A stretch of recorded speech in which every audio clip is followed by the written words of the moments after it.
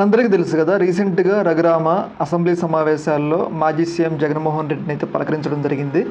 ఆయన మీద చెయ్యి వేసి మీరు అసెంబ్లీకి రావాలి, మీరు ప్రజల పక్షాన వాయిస్ వినిపించాలని చెప్పేసి రఘురామకృష్ణరాజు జగన్మోహన్ రెడ్డికి ఒక సూచన అయితే చేయడం జరిగింది.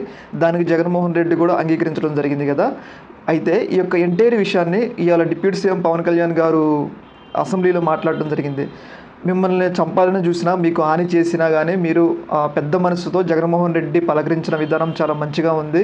ప్రతి ఒక్క రాజకీయ నాయకుడు ఇలాంటి సంప్రదాయాన్ని నేర్చుకోవాలని చెప్పేసి ఒక రకంగా రఘురామకృష్ణరాజునైతే డిప్యూటీ సీఎం పవన్ కళ్యాణ్ గారైతే పొగడడం జరిగింది.